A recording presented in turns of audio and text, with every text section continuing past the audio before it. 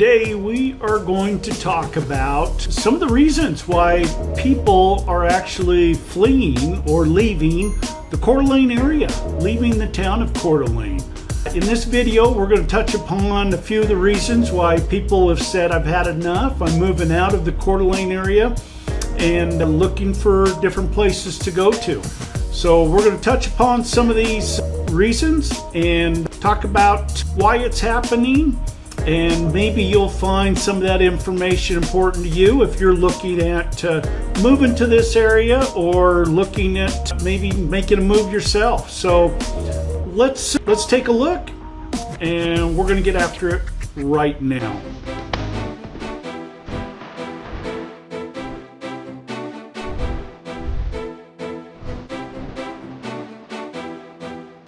Hi, I'm Reed Wilson with Living North Idaho Life, and we talk to people every day looking at making a move to the North Idaho area. So we try to bring some content every week that talks about a lot of the different areas here in the North Idaho area and try to give you some helpful content on questions you might have, and we try to do a breakdown on a lot of the different areas. So if this is your first time to the channel, go ahead and subscribe below, tap the bell so you can be notified every time we talk about anything going on up here in the North Idaho area.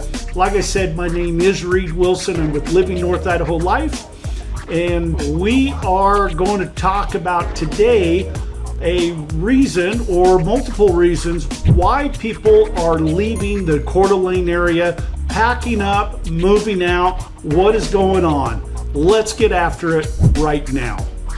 Like I said, we are here in the Coeur d'Alene area. We're going to talk a little bit about why some of our longtime residents and even some of the shorter term residents have decided they have had enough and they are moving out of the Coeur d'Alene area. So let's jump in on this and talk a little bit about what's going on here in the Coeur d'Alene area, what has got people moving out, and some of them decided I've had enough. And as we look at some of these issues, the number one issue that we run into is the rising cost of living. Housing being the number one. Housing, with the influx of new residents, particularly remote workers and people moving up, especially after COVID, has driven up the housing prices significantly. Many longtime residents find it's increasingly difficult to afford homes or to even rent in the area. If we take a look at the average sales price right now, year to date, is at $635,840. You know, your average rent is going to run somewhere in that $1,500 to $2,000 a month. So, you know, depending on what what you do for a living, what kind of income coming in, whether you've got a 1 or 2 income household, these things really play a factor. And you add in some of the other costs of living, like groceries, utilities, health care, everything that's been rising up, and just trying to maintain a comfortable lifestyle. One of the big things that affect a lot of our longtime and elderly residents is the taxes. We have seen taxes because of the home prices that have been going up. It has created our taxes to go up. And so, if we're living on a fixed income and had planned costs, and then all of a sudden you've got all your other costs of living with your groceries, utilities, healthcare, all those things that are continuing to rise up, and then you get that hefty tax bill every year. That has a big challenge to your budget. And so that is one of the biggest reasons, especially with some of our older generation. They're moving out, they're finding less expensive communities to live in, and trying to divert, some of that cost, or get rid of some of the costs, or avoid a lot of those rising costs of inflation, but most importantly, the rising costs of housing. So especially if they've been around, if you've got a home that you're looking at downsizing and thinking, wow, I've paid on this home, I've paid it off, I've had it my whole life, and you're thinking, wow, I'm gonna sell this home, I'm gonna buy a smaller home, and then have some additional money to help pad my retirement. Well, I think we're finding that now, even just moving down into a lot of these smaller homes with the home prices that have gone up, a lot of times, even though it's a smaller home and maybe in a different area that we've been in, that a lot of times it's a lateral move. And so although they can find the housing, they're not really always able to have that additional funds to pad away for the rainy day. So some just kind of keep in mind the rising cost of living has been one of the big ones. Changing character. So increased traffic and crowds, that's been a huge one. So especially, as you look at this video, you live down in this downtown area, you get a lot of these, they do the Alive After 5 on Wednesday nights where they block off some of the streets and people park up and down and come and participate with the food and hang out in the crowds and the concerts and all that type of stuff. We have Ironman, we've got the boat regatta, we have ALENE, we've got all these things that go on through the summer, starting with the 4th of July and that rolls through that draws crowds all the time. And so if these crowds aren't able to get into some of these parking buildings because they're full, or maybe it's they're trying to stay out of the crowd, so what they do is they will park up along these streets and walk into the area.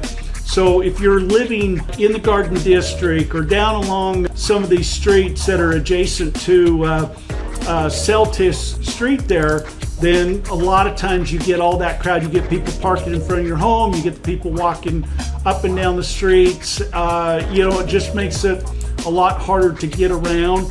They're constantly, blocking off some of the streets in the summer where they will have different events where people come and walk and not have to worry about traffic. But if you're needing to get somewhere, then you got to make some additional plans on how you're going to get to where you're going. So that is a lot of it. The increased traffic and crowds, I know everybody feels that a little bit. And, if you're coming from some of these states that, with the big cities, you're probably used to some traffic. If it's taking you an hour or 2 hours to commute to work, then this probably doesn't seem like a lot, but based on a lot of people that have lived here and used to just getting around, and now all of a sudden, it takes twice or 3 times the amount of time to get from one side to the other or to commute to some of these areas, then it can get a little frustrating.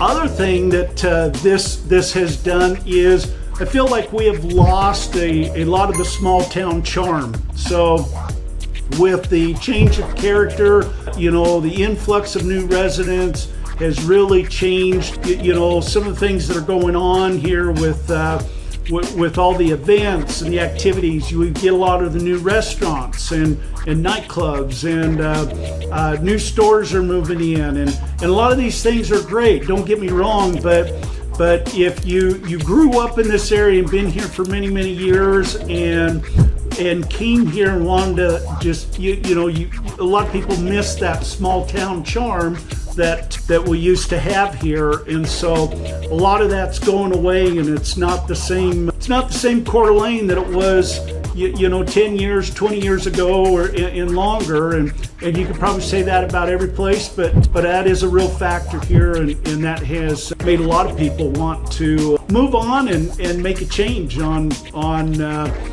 maybe getting back into some of these other smaller towns, like Bonner's Ferry, or maybe they're going to Silver Valley or Plummer, or some of these places where they can feel more of that small town charm. So just something to keep in mind.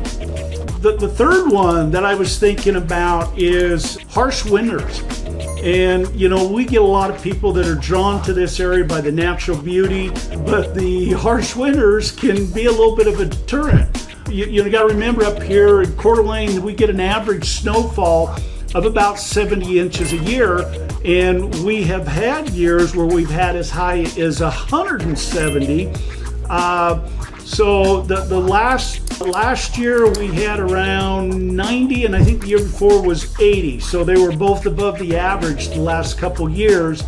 So we can get some good snow here. Now we are at 2,400 elevation, so we can't compare the kind of snow we get to maybe southeast Idaho that's at that 4,500 elevation, or even going into some of these other resort areas like McCall, Idaho, that sits at 5,500. They obviously get a whole lot more snow than we do, but we do get a lot more than, say, like Boise, where it rarely ever sticks on the ground, and it might snow in the morning and turn to rain in the afternoon. So something just keep in mind. We do get some long, cold, snowy winters, and it can be challenging for those that again, maybe coming from the sunny and 75 type areas. And so maybe that's why we do get a lot of people that come up and just want to be here for the summers. But if you're not used to snow and having to shovel or snowplow your driveway before you head out to work, that's something to keep in mind. But for a lot of people that didn't expect a lot of that and have moved up here, have decided the winters are a little bit too much and they're moving on. Our winters, typically the weather temperature is around that low to mid 30s, but we do get times in the winter where it gets down in that single digits and it gets very cold, and it can drop below zero in the evening and at night. So that is something to keep in mind. The weather has been a deterrent for a lot of people, and causes a lot to decide to move on and move out. So probably the last one that just kind of hit me I want to talk about was limited job market. So we do get people that come in and while our tourism industry provides some jobs, the resort, we do have a lot of in that service industry between the restaurants and the hotels and a lot of the activities goes on here in the summer, but a lot of that stuff is seasonal. So it may, if you were coming up and thinking, this was going to be a long-term thing, a lot of times it's not. Or maybe it transitions into something that maybe you thought was going to be a short term while you were looking for something else, and in that something else just never transpired. And so we do get a lot of people that tend to need to move on, or maybe sometimes you can commute, but that gets old too, especially if we have a big winter. But those seeking some of those higher paying or specialized jobs, a lot of times it just isn't here unless you brought it in yourself, self-employed, or you're a business owner or something like that. We just do not have the job market that maybe can sustain a lot of people, or certain families, depending on what your skill level is, or what you're wanting to do, or your passion is. While it's important to note that while we do have quite a few that do move out, we also get quite a few that move in. And, with the cost of living, changes of character, and a lot of these other significant factors, it does push some of our residents to consider other locations. But just something to keep in mind, if you're looking at this area and you're concerned, is this something that's going to be a good fit for me?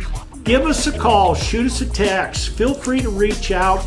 We'd be happy to talk to you about your concerns, give you the real scoop on what it is. The last thing we want is to help make you, have a good, smooth transition to this area and find out it's just not the right area for you, and you feel like you've wasted time and money making that choice. So we always recommend coming up, spending a little time, especially if you're going to live here, wanting to move here. Come up in the winter, see what our winters are like, see if it's something that you can deal with, and if it's something that does work for you.